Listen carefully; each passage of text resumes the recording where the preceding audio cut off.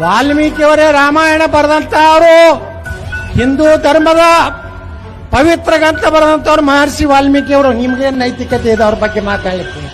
ಹಿಂದೂ ಧರ್ಮವನ್ನು ಯಾರು ನಾಶ ಮಾಡ್ಲಿಕ್ಕಾಗೋದಿಲ್ಲ.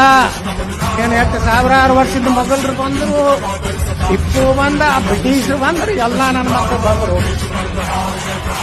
ಏನೂ ಕಿಸಿಲಿಕ್ಕಾಗಲಿಲ್ಲ. ನೀ ಯಾವ ಕಿಸಾವ ಧ್ಯಾನ ಆಗ್ಲಕತ್ತೈತಲ್ಲ ಇವತ್ತು ನಿಮ್ಗೆ. ಯತ್ನಾಳ್ ಸ್ಟೇಜ್ನಿಂದ ತೆಗಿತಾರೆ ಮಕ್ಕಳೇ. ಅಂತಿಂತವ್ರು ಹೋಗ್ಯಾರ. ಅಂತಿಂತವ್ರಿಗೆ ನಾನು ಮಾತಾಡೀನಿ, ಅವ್ರ ಮನೆ ಕಳಿಸೀನಿ. ನೀನೇನ ತಾಕತ್ತಿತ್ತು ಅಂದ್ರ ನನ್ನ ಜೋಡ ಇದ್ದಕ್ಕೆ ಬಾ ಡೈರೆಕ್ಟ್.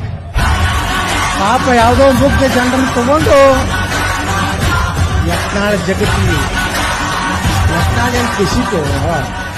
ಅಧಿಕಾರಕ್ಕಿದ್ದಂತ ಮುಖ್ಯಮಂತ್ರಿಗೆ ಏನು ಕಿಸಿದಾಗಿಲ್ಲ, ನೀವೇನು ಕಿಸಾಮದಿ?